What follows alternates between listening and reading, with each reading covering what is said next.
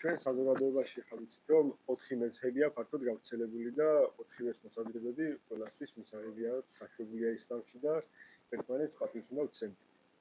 აი მაგალითად ვასრულებთ 5 დროის ნამაზს მეჩეთებში ჯემაღეთთან ერთად. ხომ არ არის ისეთი რამე რაც არც ჰადისშია, არც სუნნეთშია, ისეთი შესწავლები რომელიც შემოგვეჩვია და ჩვეულებად ვთვლით უკვე ტრადიცია არ სუნნეთად თუ აი ისეთი ხომ არ არის. ასეთი ჩვევები და ტრადიციები, რომლებიც თქვათ არ არის რეკომენდირებული არც ყურანით და არც სუნნეთით, ბევრია.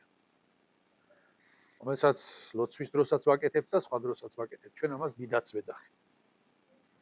ახლა ჩამოთვლაზე რომ მიდგეს საქმე ძალიან შორს წაგვივა. რომელი ერთი ჩამოვთვალ. უფრო კარგი იქნება თუ კონკრეტულ შეკითხვებზე ვიქნებით ორიენტირებული.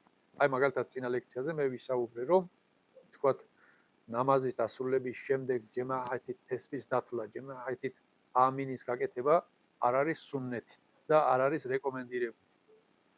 პირიქით უნდა გაკეთდეს ინდივიდუალურად. ანუ ეს მუეზინის ინსტიტუტი თვითონ ფარზი არა. მუეზინის საქმე სუნნეთის მიხედვით არის ეზანის კითხვა და ყამეთის კითხვა. მუეზინი ერთი ეზანს იკითხავს მინარაზე, მეორე ჯამის შიგნით ყამეთს იკითხავს. დამთავრდა მუეზინის საქმე. დღეს რასაც მუეზინი აკეთებს, ეგენი სულ ყველა დამატებული არც ერთი არ არის სუნნეთში. რომ აცხადებს რომ ახლა სუნნეთი ილოცეთ. მაგალითად, ნახეთ, ეზანი დასრულდება ფარზის წინ სუნნეთია სალოცავი, ხო? ას-სალათ, სალლუ-სალათ. ეს არის გამოცხადება. ე ჯემაღეთ, უნდა ვილოცოთ სუნნეთი. ანუ ვინც იცის არაბული, ის მიხვდება ამის შინაარს. ეს დუა და რამე არ არის. აქ არის რომ ეს სალათ, ნამაზი. ანუ ნახეთ, ეზანი იკითხეს, ეზნის კითხვის შემდეგ შეიძლება ორი ადამიანი ერთმანეთში ლაპარაკობდნენ რაღაცა. ისინი რომ გამოაფხიზლოს რომ უკვე ვიწყებთ. ას-სალათ, სალლუ-სალათ. და ასე შემდეგ. თორემ აქ რაღაცა შუამავლალის ისლამის დროს არის. ან ეზანს რომ ვიკითხავთ, ეზანის კითხვის შემდეგ არის დუა, ეზნის დუას უძახით. ძალიან დიდი მადლია ეს. შუამავლალის ისლამის დანებს რომ ვინც ამას იკითხავს ეზანის მოსმენის შემდეგ, ჩემი შეფაათობა ნასიბი გაუხდება ახირეთში.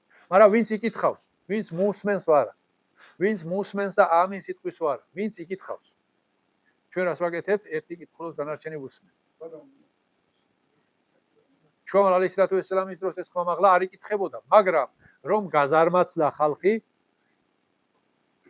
თქვენს რომ რახან არ იცის ხმამაღლა ვიკითხავთ და გეიგონებენ და ისწავლიან. ხალხმა კი ბატონო, დაიწყეს ხმამაღლა კითხვა. ხალხმა კი არ ისწავლა, იმ მუეზინისად იკითხოს, მე რაღაც მინდა ვისწავლო. და მივედით იქამდე, სადაც დღეს ვარ. თორემ ეგ სუნნეთი არ არის. დუა, კი ბატონო, სუნნეთია, დუა დიდი მადლია, მაგრამ დუას ყველა რომ გააკეთებს, ეგ არის. 20 კაცი საჭმელს ჭამს, ერთმა ნაგედი ეხადოს ღმერთთან მადლობა. რატომ დანარჩენმა არა? საჭმლის დუაზე მაქვს საუბარი. 20 კაცი საჭმელს ჭამს, მე ვინც ხას ნახავ შენ დუა გააკეთე. არა, შენ იმან არის ის იმას გადააბრალებს, ამას გადმოაბრალებს და ერთი წვალებით ვინც ხა გამოჩდება რომ იკითხოს დუა. მარა ჭამა არ ვიცი, არ უთქვამს დასაწყისში. ყველა ერთმანეთს ასწრებს. ჭამა აიცი და მადლობის გადახდა არა? დუა ჭამის შემდეგ დუა არის ღმერთთან მადლობის გადახდა. მადლობის გადახდა ერთ კაცს არ ევალება, ყველამ უნდა გადაეხადოს. მადლობა, იმიტომ რომ ყველამ ჭამ. ანუ რა ხდება? ყველამ ერთხმად ხმამაღლა ვიკითხოთ, არა. ყველა თავისით გადაუხდის თავის გამჩენს მადლობას, არ არის საჭირო სავალდებულო დაზეპირებული სიტყვებით, შენ ენაზე, შენი სიტყვებით. გადაუხადე შენს გამჩენს მადლობა. რადგანაც შუამავლალის ისლამის დანებს რომ იმ ქვეყნად ყველაფრის შესახებ მოგვეკითხება, რაც ამ ქვეყნად მოგვეცა.